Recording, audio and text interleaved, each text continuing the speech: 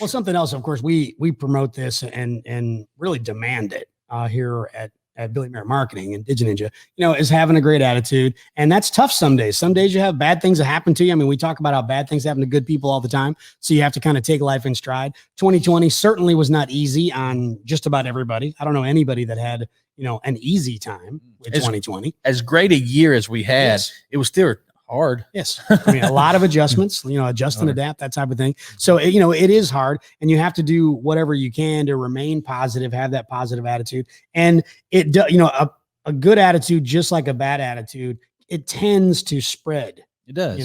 So it's contagious. So, if you got 20 people in a room and one person has the bad attitude, 19 of them have a good attitude, chances are very likely that 20th person who has the bad attitude will start to have a better attitude. It's not going to be for sure. The chances are very high. If they're going to stay there, they'll have to, because that, this is science. My bro science will explain it to you again. But now, Emerson, bro science 101. Yeah. Emerson, the great inventor, he said this, or actually somebody came to him and said, "Hey, I had a vision that energy works like this, that it's like a big ball of bees that just, you get one bee together, and then the next thing you know, you have a lot of bees, and it's like a swarm, and that's thoughts and that's ideas, and that if something from a different vibration comes there, it can't stay. So it's big thoughts of energy and having the same vibration moving around. So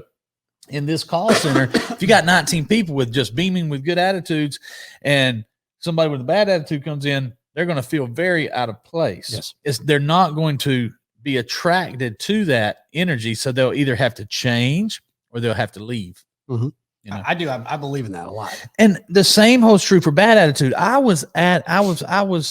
took a job to run a dealership one time, and I loved the people that worked there, but they had such low energy and negative attitudes, and they knew they did. They would make the argument that, hey, no, you're positive and I'm negative. That's the battery it takes two. Is no, I can't do this. And I tried. And great people, but they were older than me, and they have lived this way their entire life, and they didn't write their goals down. They didn't see the big picture. They were happy doing things the way they were doing them. They didn't want to sell twice as many cars. They didn't want to increase the customer service. And April was there one day when when one of the guys, he was a manager, had a customer there ready to buy, and he was in slow motion, and I'm like, this ain't gonna work. Oh, man. This ain't gonna work. She's like, I knew right then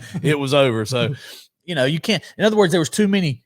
Now, I believe and I teach and I preach and I try to have enough positivity that you can change the whole environment. Mm-hmm.